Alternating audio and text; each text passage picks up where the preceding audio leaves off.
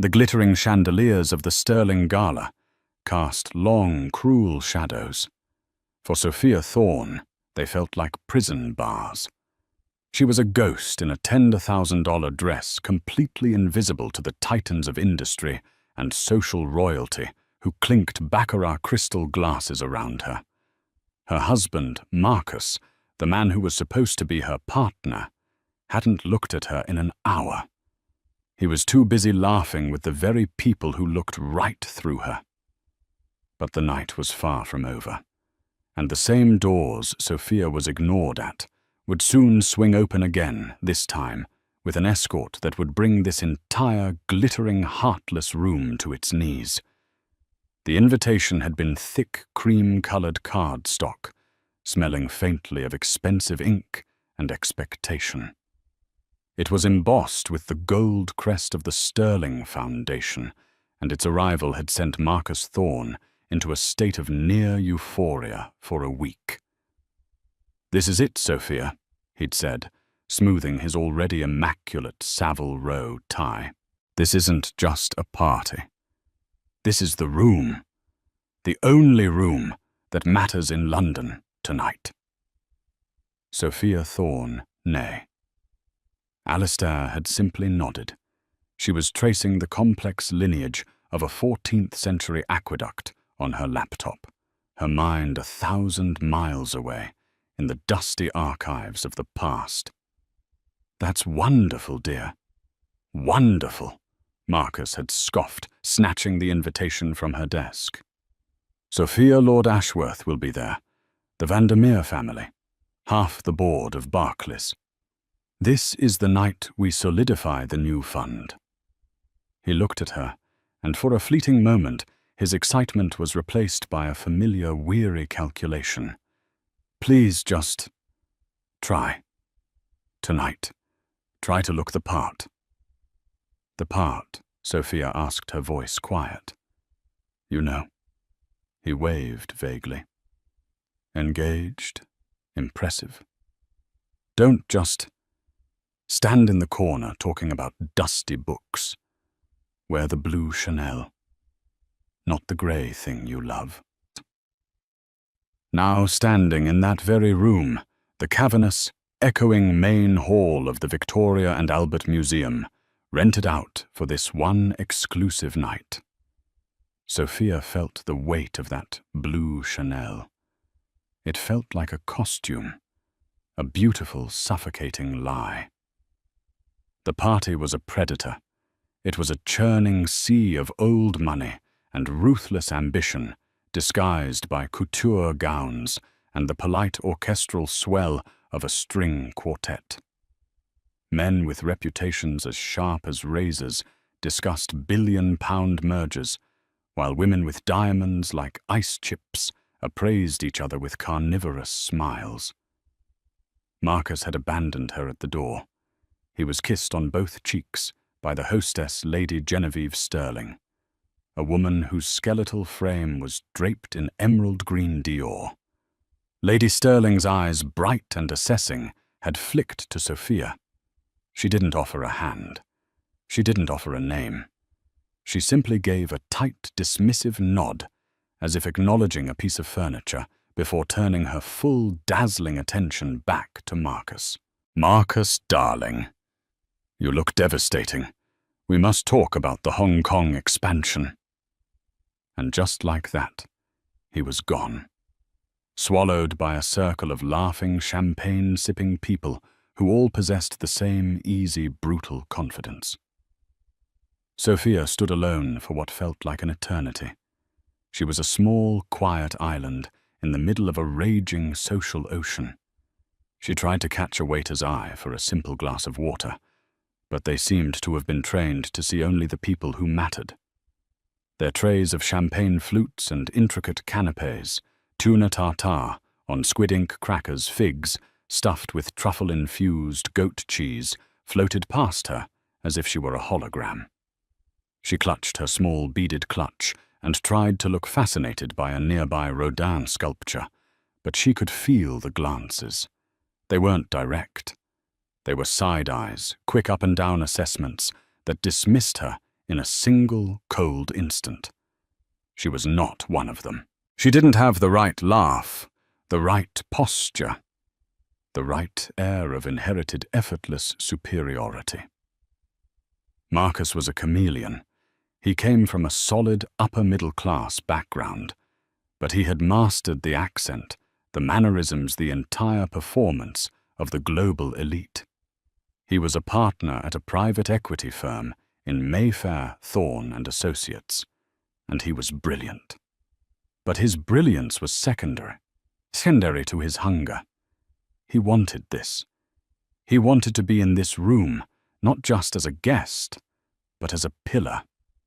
And Sophia, his quiet academic wife of 6 years, she was becoming increasingly aware a liability. She was the one hobby he couldn't explain to his new friends. "I believe you're in my light." Sophia flinched and turned. A woman with platinum blonde hair, swept into a severe chignon, was looking at her, not at her, but at the sculpture she was standing in front of. This was Beatrice van der Meer, an heiress to a Dutch shipping fortune, infamous in the pages of Tatler for her scathing wit and social ruthlessness. "Oh, I'm sorry," Sophia stammered, stepping aside. Beatrice didn't acknowledge the apology. She was posing for an invisible camera, angling her body to show off the waterfall of Cartier rubies at her throat. Her friend, a younger woman with a bored expression, giggled. "Beatrice, you're terrible," the friend whispered, loud enough to be heard. "I just detest clutter," Beatrice replied, her voice like cracking ice. "This gala is meant to be for the A-list, not their administrative staff." The insult was so precise, so surgically cruel, that Sophia had no defense. She felt a hot flush of shame creep up her neck. She looked desperately for Marcus. He was 20 feet away, his back to her, roaring with laughter at a joke Lord Ashworth had just made. He was in his element. He hadn't even noticed she was gone. Sophia turned her simple Chanel dress, feeling like sackcloth, and walked away from the glittering crowd, melting into the shadows by the cloisters, her invisibility now a painful physical cloak. In the shadowed alcove, Sophia took a deep, steadying breath, fighting the childish, ridiculous urge to cry. It was just a party. It was just a group of shallow, unhappy people. It didn't matter. But it did. It mattered because the man who was supposed to be her anchor was the one who had cut the rope. She watched him. He was a masterpiece of social climbing. He moved with a practiced ease, his hand on one man's shoulder, a shared conspiratorial whisper with another. He was refilling Beatrice van der Meer's champagne. His head bent close, his laugh lines crinkling. He looked charming. He looked handsome. He looked like a complete stranger. A waiter finally passed by, and Sophia managed to flag him down. "Could I just have a glass of water, please?" The waiter, a young man with a stressed expression, paused. "Of course, madame." He glanced over her shoulder at the main crowd. "Are you with one of the guests?" The question hung in the air. "Are you one of us, or did you slip in?" "I'm with my husband," Sophia said, her voice tighter than she intended. "Marcus Thorne." The waiter's demeanor changed instantly. "Oh, Mr. Thorne. My apologies, madam. Right away." Even the staff knew the hierarchy. Marcus was a name. She was just with him.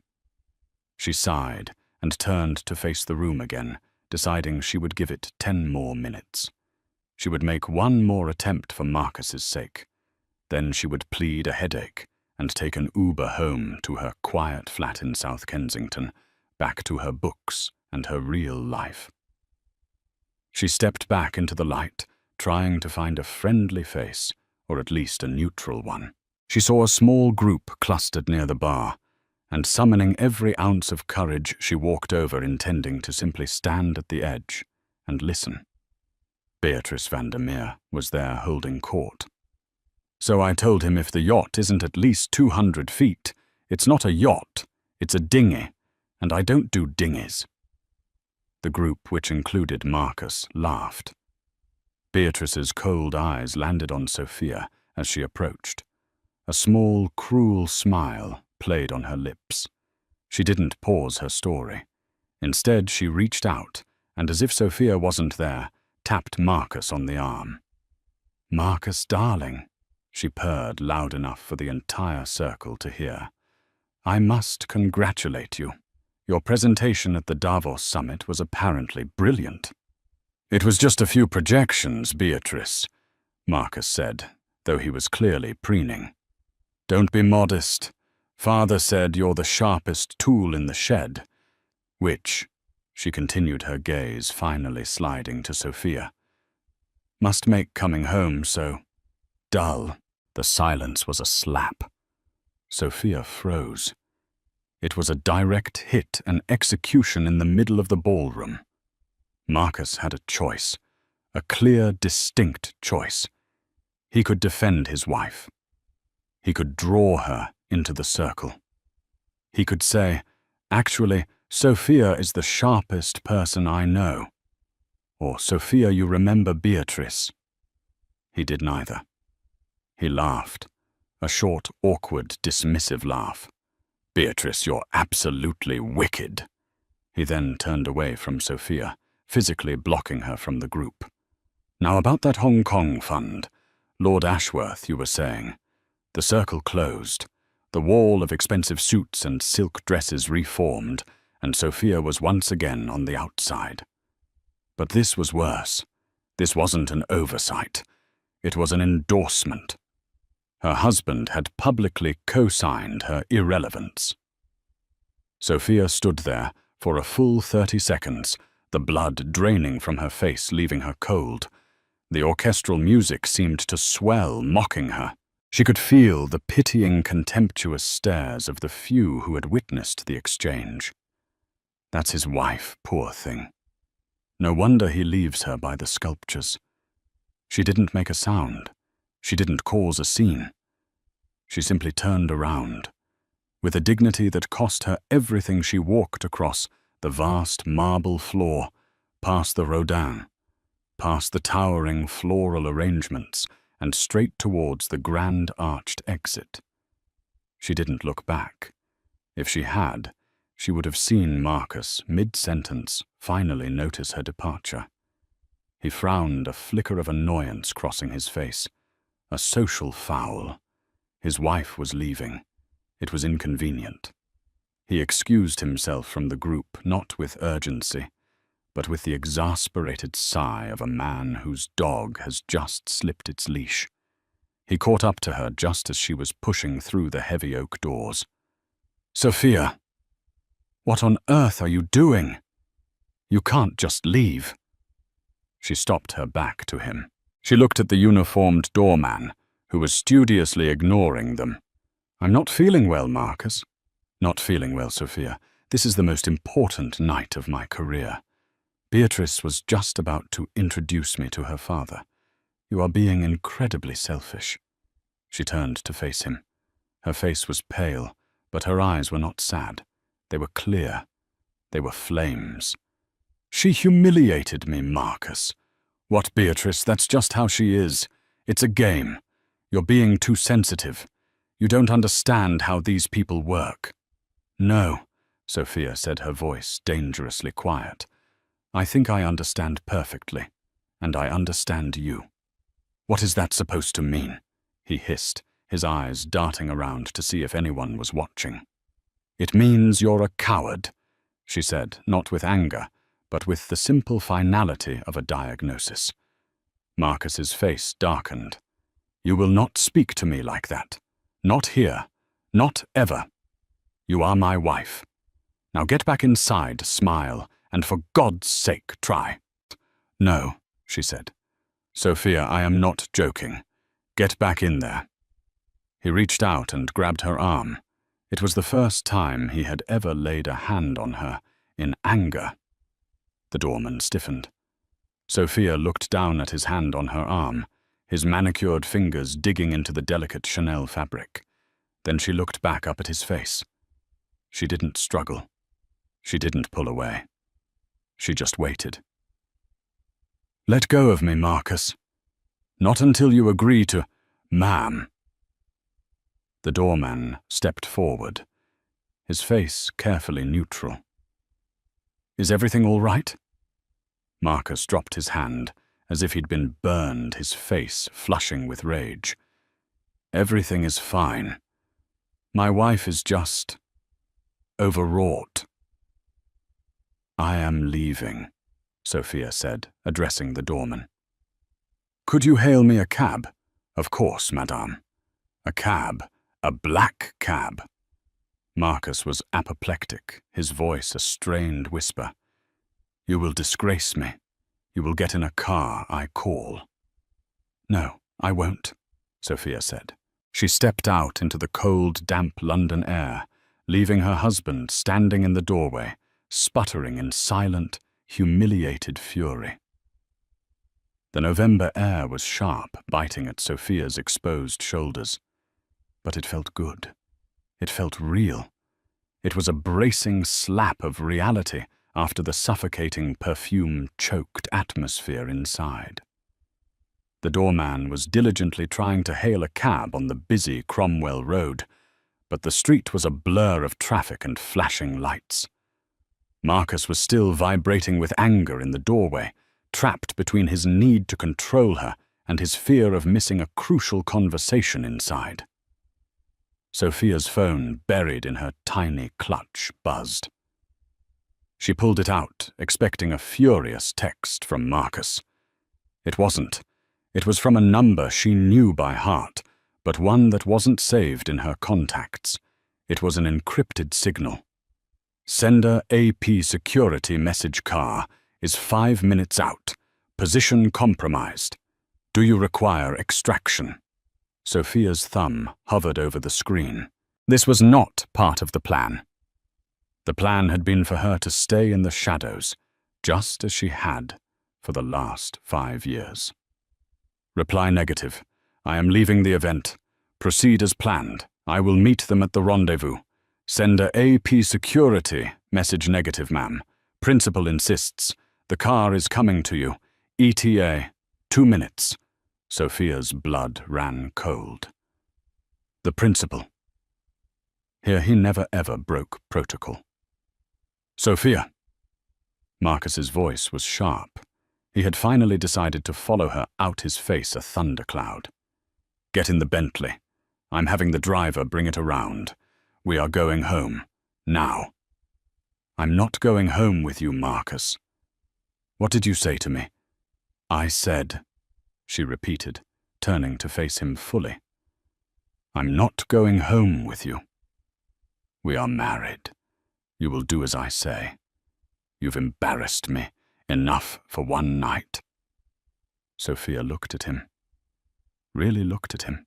The handsome face she had fallen in love with 6 years ago was still there, but it was twisted by a kind of ugly, panicked pride. The man she'd married, the smart, funny, ambitious man, had been hollowed out and replaced by this terrified socialite. "You're embarrassed?" she asked, a genuine, sad curiosity in her voice. "You're embarrassed. Not ashamed, not apologetic, just embarrassed." "Ashamed of what?" "Ashamed that my wife can't handle a simple party. Ashamed that she takes offense to a bit of harmless ribbing.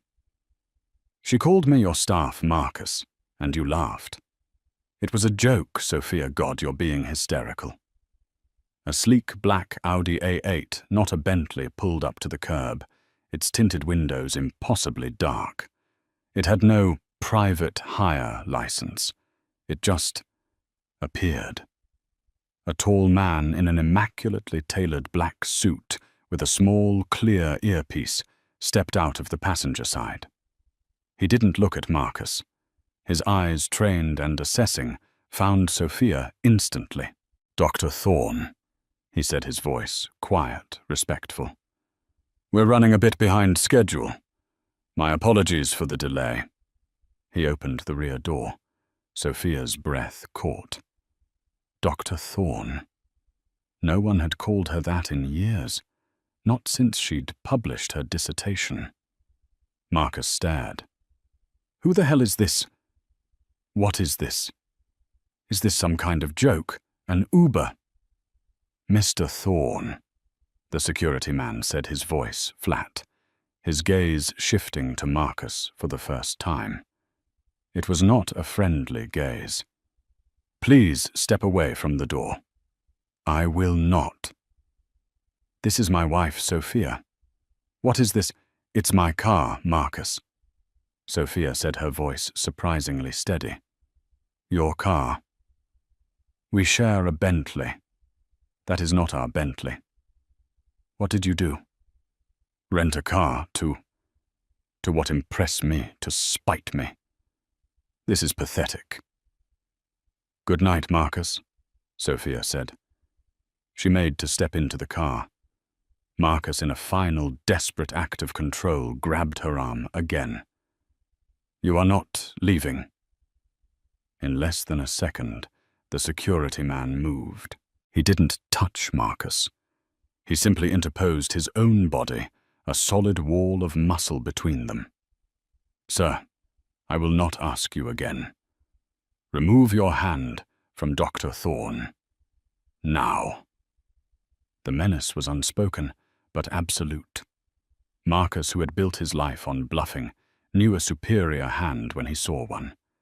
He recoiled, his hand dropping. "Sophia." He stammered, his rage turning to confusion. "What is going on?" Sophia just looked at him, her expression unreadable. Then she slid into the plush, leather-scented darkness of the Audi. The security man closed the door with a solid, definitive thud. He got back in the passenger seat. And just before the car pulled away, another vehicle, a black Range Rover, pulled up seamlessly behind it. And another. A third car, a dark blue Bentley Mulsanne, with a small, discreet flag on the bonnet, pulled to a stop just in front. Marcus stood on the pavement, frozen. This wasn't a car. This was a motorcade. The doorman, who had seen everything, was now standing at rigid attention, his face pale with shock. He wasn't looking at Marcus. He was looking at the small, unmistakable flag on the lead car's bonnet. The Royal Standard. Inside the V&A, the party had reached its zenith. The champagne was flowing, the laughter was loud, and the deals were being sketched out on cocktail napkins. Lady Genevieve Sterling was feeling triumphant. The evening was a resounding success.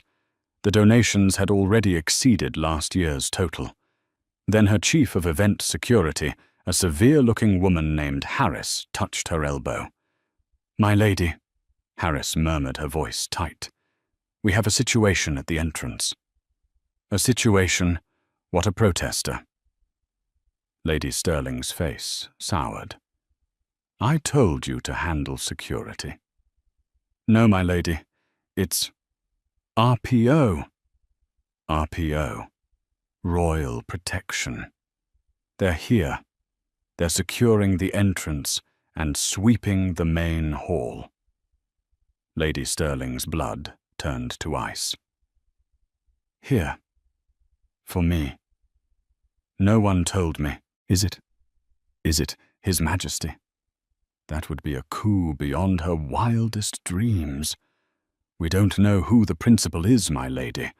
They just informed us that they are on site, and that a member of the royal family will be arriving in 90 seconds.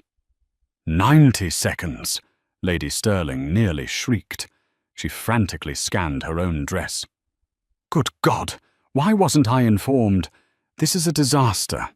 Get the quartet to play the anthem." "No, that's too much. Just get everyone to be quiet." The word spread through the room like a virus. It started with the staff, who suddenly stood at attention, their backs rigid. Then the security teams, previously disguised as guests, materialized, speaking quietly into their cuffs. The whispers began. "What's happening? It's security. Did something happen? Look, by the door. Those are the royal detail." The entire boisterous, self-important room fell silent. All eyes turned to the grand arched entrance. Marcus Thorne stumbled back, inside his face the color of ash. He looked like he had seen a ghost. "Marcus, darling." Beatrice Vandermeer glided over, her ruby necklace flashing. "You look dreadful. Did your little mouse actually leave you?" How utterly embarrassing. Marcus didn't seem to hear her. He was staring at the door, his hands shaking. A motorcade," he mumbled. "The flag." "What are you babbling about?" Beatrice said, annoyed. At that moment, Lady Genevieve Sterling, her face stretched into a terrified rictus of a smile, stepped onto the small stage, tapping the microphone. "Ladies, gentlemen," her voice was a high, trembling squeak, "if I could have your attention, we are unexpectedly and profoundly honored to be joined by a last-minute, very special guest." The great oak doors swung open. 2 uniformed Metropolitan Police officers entered first, followed by 4 men in black suits, the Royal Protection Detail. They fanned out, creating a secure human perimeter. The room held its breath. Lord Ashworth unconsciously straightened his bow tie. Beatrice Vandermeer stood on her tiptoes, her eyes wide with greedy anticipation. Was it Catherine? Or perhaps Camilla? And then he walked in. It was the Prince of Wales. A collective gasp sucked the air from the room.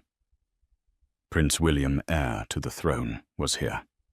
In their room. He was dressed in a flawless, dark navy tuxedo, looking every bit the future king. The guests were paralyzed, a mixture of awe and panic. People began to curtsy and bow their heads, a clumsy, uncoordinated ripple of deference. The prince smiled a polite, practiced smile and raised a hand. "Please, please, everyone. Enjoy your evening. I'm only here to collect a colleague. A colleague." He turned back to the doorway and extended his hand. And into the room, flanked by 2 more protection officers, walked Sophia Thorne. The silence in the room was no longer just quiet. It was a vacuum. It was a thick, crushing, absolute void of sound. Sophia walked into the hall she had fled in humiliation, not 10 minutes earlier. She was no longer wearing the Chanel coat. She was just in her simple blue dress.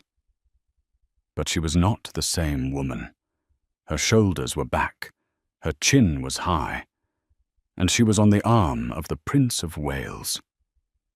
Marcus Thorne made a sound, a small, choked gasp. His champagne glass slipped from his fingers and shattered on the marble floor. The sound was obscenely loud in the silence. No one turned. No one looked at him. Every eye in the room, every titan of industry, every socialite, every lord and lady was fixed on Sophia. Beatrice Vandermeer's perfectly painted red lips parted. Her face, a moment ago so full of malicious glee, was now a grotesque mask of disbelief. What? No, it's not possible." Prince William escorted Sophia toward the center of the room, his hand resting possessively on the small of her back. They walked past the Rodin sculpture. They walked past the alcove where Sophia had hidden. They stopped right in front of the stage. Lady Genevieve Sterling scurried over, her face a chaotic mess of smiles and terror. She dropped into a deep, trembling curtsy. Your Royal Highness. We are... I had no idea. You are most welcome. And her eyes darted to Sophia, her brain utterly unable to process the data. Lady Sterling, the prince said, his voice calm and carrying. Thank you for hosting. I must apologize for our unconventional arrival. I was meant to be here much earlier, but my flight from Geneva was delayed, and I simply could not let the evening proceed without personally honoring your guest of honor. Lady Sterling blinked. Our guest of honor, sir. The prince smiled warmly, and he turned his full, undivided attention to Sophia. You all know the Helios Initiative, I assume. A murmur went through the crowd. Of course they did. The Helios Initiative was the most talked about, most mysterious, and most effective climate action fund on the planet. It had appeared from nowhere 5 years ago, and had since channeled over £20 billion into cutting-edge green technology desalination plants, carbon capture projects, sustainable agriculture. It was more effective than most governments. Its founder was famously, stubbornly, aggressively anonymous. They were known in the press only as the architect. The Helios Initiative, the prince continued, has been a cornerstone of my own environmental work.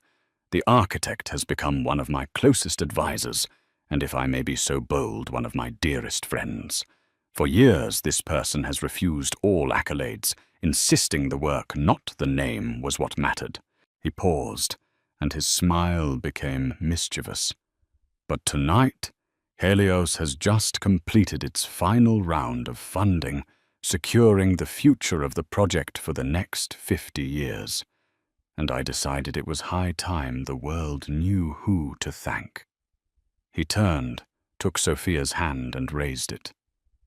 Lady Sterling, ladies and gentlemen, it is my profound honor and my personal joy to finally introduce you to the founder, the chief architect, and the brilliant mind behind the Helios Initiative, Dr. Sophia Alastair Thorne. The name hit the room like a sonic boom.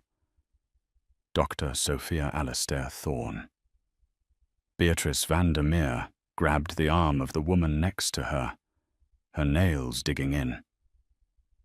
Doctor, her...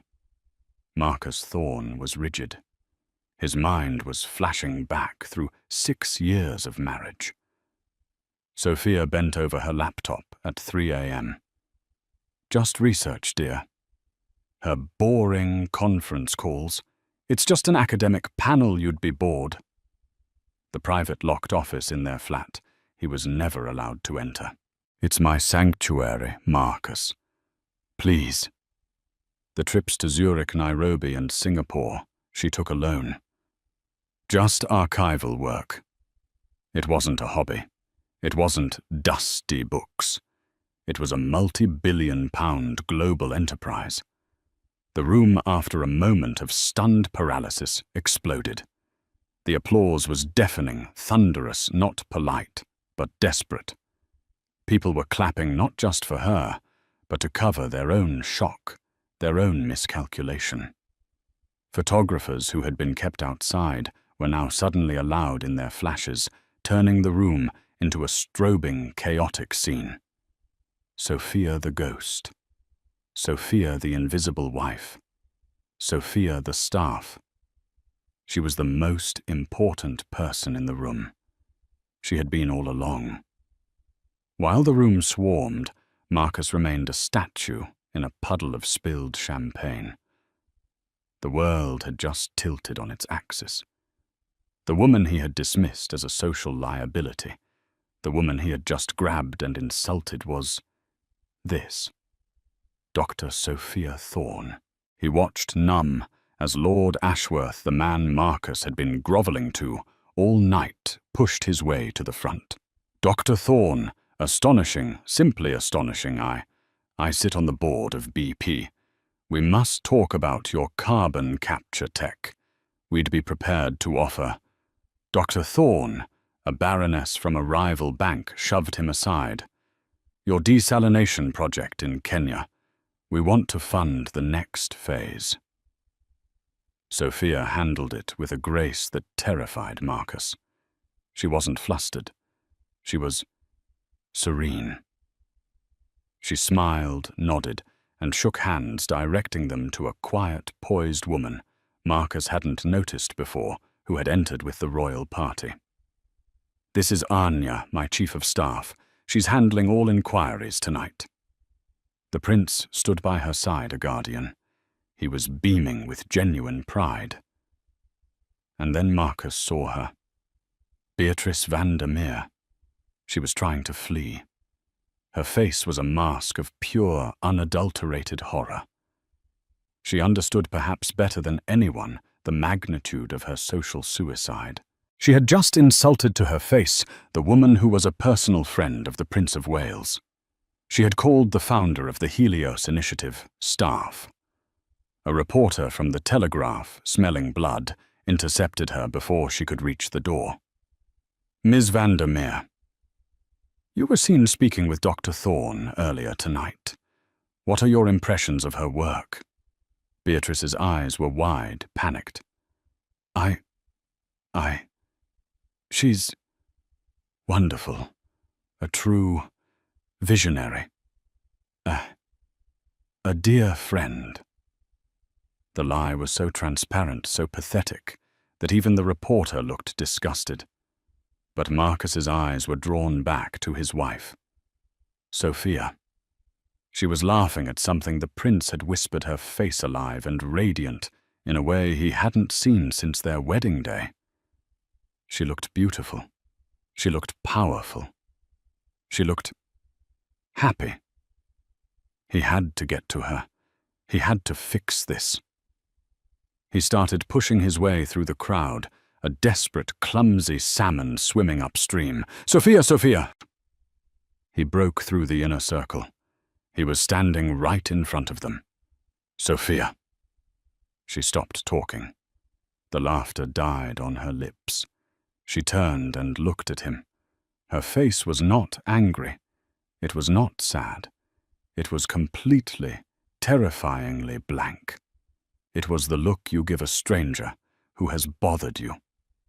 The Prince of Wales, however, looked at him with an expression of pure, cold disdain. He knew. Sophia must have told him, or he had seen the exchange at the door. Sophia, Marcus panted, trying to smile. This is incredible. Why didn't you tell me, Dr. Thorne? I'm so proud. Sophia just looked at him. We should celebrate. He tried, his voice cracking. I'll have the Bentley. Mr. Thorne, the prince interrupted, his voice, quiet, but as sharp as a blade. I believe your wife is rather busy. Sir, your highness, you don't understand. She's my wife. I'm her husband. Are you? The prince asked a simple, devastating question. He then turned his back on Marcus, a social execution of breathtaking finality. Sophia, I believe the delegation from the Norwegian Sovereign Fund is waiting for us in the private salon. Shall we? Of course, your highness, Sophia said. She turned and walked away with the prince, her chief of staff, and her security detail. She didn't look back. She didn't say his name. Marcus was left alone. Again. But this time, he wasn't invisible. He was the center of attention. Every eye in the room was on him. They were not looking at him with awe or even pity. They were looking at him with utter, undisguised contempt. He was the man who had the sun in his hands and had complained that it wasn't shiny enough. He was the fool who had ignored the most important person in the world, for them. And in doing so, he had shown them all exactly what he was, a hollow, grasping, second-rate man who wouldn't recognize true power if he was married to it. Lady Genevieve Sterling, her face now a mask of cold fury at having been so badly misinformed, glided past him. "Mr. Thorne," she hissed, "I think you've overstayed your welcome." He had been dismissed. From the party, from the fund, from his entire life. The private salon was the V&A's boardroom, a space that had been quietly secured by Sophia's own team an hour before. The mood here was electric, but in a different way. There was no fawning, no social preening. It was all business. Seated around the long mahogany table were the people who actually ran the world. Not the socialites like Beatrice, but the ministers of finance, the heads of sovereign wealth funds, and the CEOs of global tech firms. "Sophia, thank God," said a man with a distinct Norwegian accent, standing as she entered. "These preliminary numbers on the tidal generators are, well, they're revolutionary." "William, good to see you," Sophia said, nodding to the prince the formality of "Your Highness," gone now that they were in private. "I'm sorry I had to do that," he said, accepting a glass of water from Anya. "But my security team intercepted a feed from the door. They saw your husband assault you." His face was grim. "I couldn't let that stand, and frankly it was time." "I know," Sophia said, taking a seat at the head of the table. "He made it easy." "Your husband," Anya, her sharp chief of staff, said with distaste, "is currently being removed from the premises by Lady Sterling's security. He's also been suspended from the Thorne and Associates board, pending an emergency ethics review as of 5 minutes ago." The board members who were at the gala held an impromptu vote in the men's room. Sophia absorbed this. She felt nothing. Not relief, not anger. Just a quiet, clean emptiness where her marriage used to be. "Right," Sophia said, all business. "Let's talk about Phase 4. Anya, pull up the thermal imaging data from the Arctic Circle. Eric, I want to talk to you about the seed fund for the new agricultural tech. William, I need you to lean on the Brazilian government. Their new policies are threatening the entire Amazon initiative." For the next 2 hours, Sophia was in her true element. She was not a wife. She was not a ghost. She was a general. She moved with a speed and precision that left the room breathless. She quoted staggering financial figures from memory, debated complex engineering principles, and navigated delicate geopolitical tensions with the skill of a seasoned diplomat. This was Dr. Sophia Thorne. The Prince of Wales watched her not as a royal but as a student. She was, he had often thought, one of the most brilliant human beings he had ever met. He had first encountered her work through a white paper she had anonymously submitted to his own environmental prize. It was so revolutionary that his team thought it was a hoax. He had sought her out, finding a quiet, unassuming academic in a small London flat. He had become the patron and public face of her fund, using his status to open doors, while she, the architect, built the entire machine in secret.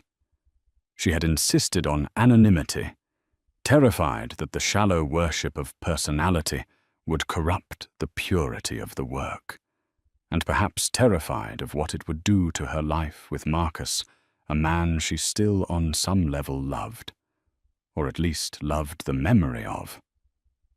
Tonight, that was over. Finally, the meeting wound down. Deals were struck. Papers were signed. The world had, in a small but tangible way, been saved a little more. "A triumph, Sophia. As always," the Norwegian minister said, shaking her hand. As the room cleared, only Sophia and the prince remained. "You're staying at the Savoy tonight, yes?" he asked gently. "Anya has your suite ready." "Yes. Thank you, William." For everything. You did this, Sophia, not me. I just held the door. He paused, his expression serious. Are you all right with him? Sophia looked out the boardroom window down at the gala she had left behind. The party was breaking up. The guests were spilling out their faces animated, all talking about one thing. About her. I was invisible for 6 years, Sophia said, her voice soft. I told myself it was for the work, but it was also for him. I thought if I made myself small enough, he would finally see me. I thought if I didn't overshadow him, he would feel secure enough to love me. She shook her head, a small, sad smile. What a fool I was. You can't love a shadow. He didn't deserve you, Sophia, William said quietly. No, she agreed. He didn't.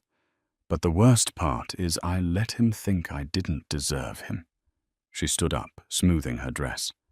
That ends tonight. Her security detail stepped forward. Dr. Thorne, the car is ready.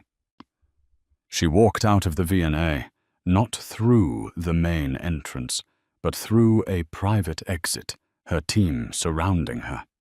She stepped into the Royal Bentley, and as it pulled away, she didn't even glance at the curb where a lone, pathetic figure stood in the rain, trying to hail a cab. Sophia awoke in a bed that felt like a cloud. The sheets of thread count so high they felt like water.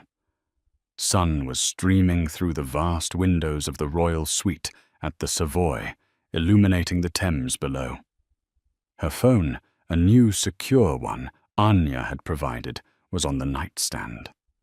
The old one, the one with Marcus's texts, was probably at the bottom of a river by now. She sat up, and Anya entered with a pot of coffee. Good morning, Doctor. Anya, you can call me Sophia when we're not in meetings. Respectfully, Doctor, I don't think that's possible anymore, Anya said, a rare, wide smile on her face. You should see this. She handed Sophia an iPad. It was every major news site. The Times, The Telegraph, Forbes, The Wall Street Journal, The New York Times. She was the lead story. Forbes, The Ghost of Helios. How Dr. Sophia Thorne anonymously built a $20 billion green empire. The Times, the architect unmasked Prince William, reveals quiet academic as global climate savior. The stories featured pictures from last night. Sophia poised and radiant next to the prince. Sophia commanding the room. And then the other pictures. A grainy, long lens shot of Marcus grabbing her arm at the door. A photo of Marcus, his face a mask of slack-jawed shock. A final devastating picture of Marcus alone on the curb, his suit soaked, looking utterly defeated. The narrative was brutal and clear. The social media world had already convicted him. He was the man who ignored the sun. What about Beatrice? Sophia asked, her voice small. Anya's smile became a grin. Oh, that's the best part. The Daily Mail has a 5-page spread. The socialite suicide. Beatrice van der Meer calls billionaire architect staff. Her father's company has lost 12% on the stock market this morning. He's released a statement publicly disavowing her, and she's apparently on a plane to a wellness retreat in Switzerland with no return date. Sophia read the articles, a strange, cold vindication washing over her. It wasn't triumph. It was justice. And Marcus, his firm Thorne and Associates, officially terminated his contract an hour ago. Gross ethical misconduct, and bringing the firm into disrepute. It seems his entire stable of clients was built on the idea of his connections. The moment the truly connected people, namely the Prince of Wales, publicly cut him, his value evaporated. The other partners are buying him out for pennies on the pound. He was ruined. He had chased the glittering, shallow world of the elite, and that same world had turned and devoured him the second he became inconvenient. Sophia sipped her coffee. It was the best coffee she had ever tasted. The hotel phone rang. Anya answered it, listened, and then covered the receiver. "It's a Mr. Marcus Thorne. He's in the lobby. He's begging to see you." Sophia looked out the window at the river. She watched a small boat cut through the water, leaving a clean white wake. "No," she said. Tell him Dr. Thorne is unavailable. She's in a meeting, and she will be for the rest of her life." Anya relayed the message and hung up. Sophia stood, walked to the mirror, and looked at herself. She saw the academic, the wife, the ghost, and then they all faded, leaving just her. Sophia, the architect. She was finally visible.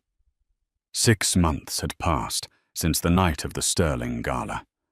The name Sophia Thorne was now uttered in the same hallowed, hushed tones as Musk or Gates, but with a different, more profound reverence. She wasn't just seen as a disruptor, she was seen as a restorer.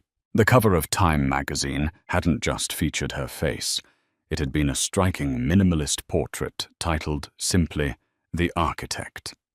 The Helios Foundation had moved from the collection of scattered secret offices Sophia had run from her flat and a dozen anonymous server rooms.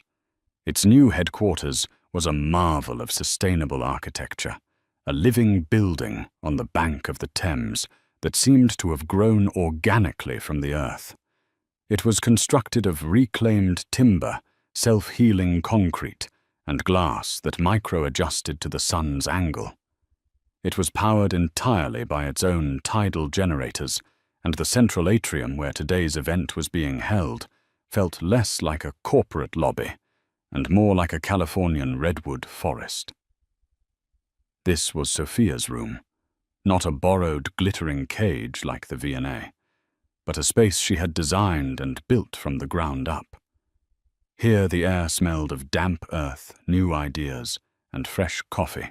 The only currency was intellect, and the only social hierarchy was based on the boldness of one's solutions.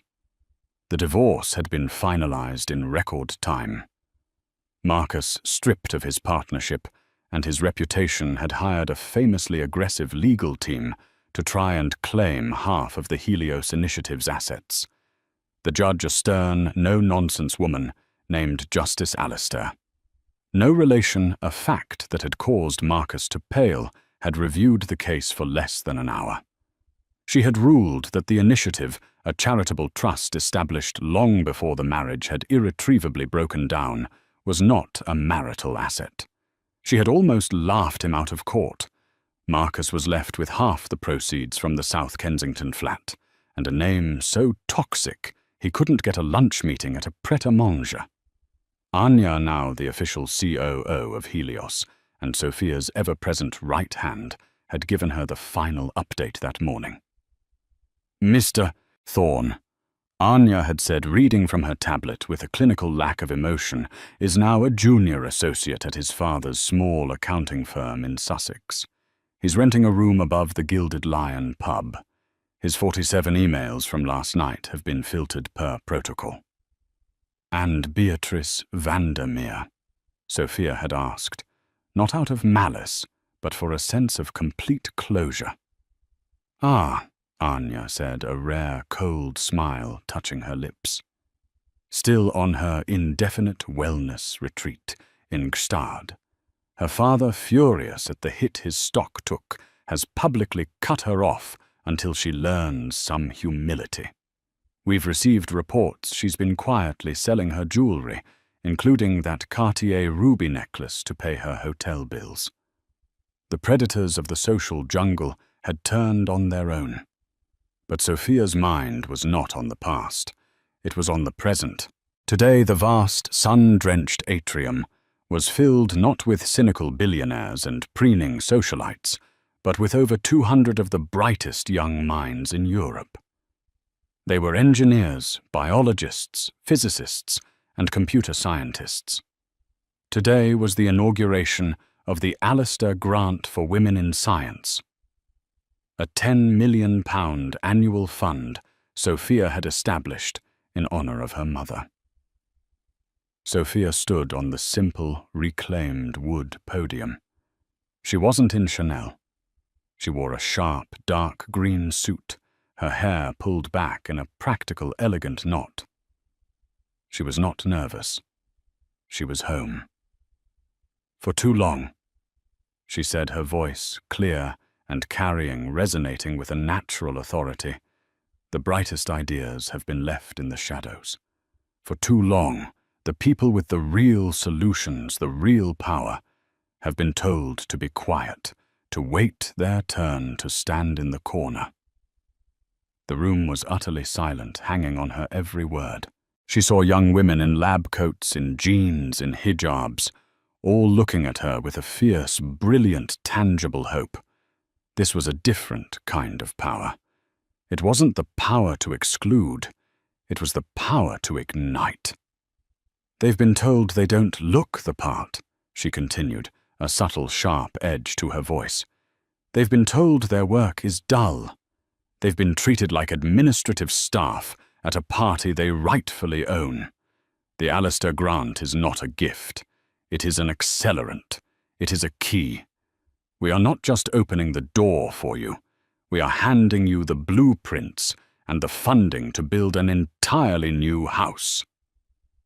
The applause was a thunderous, genuine, joyful roar. It went on for a full minute.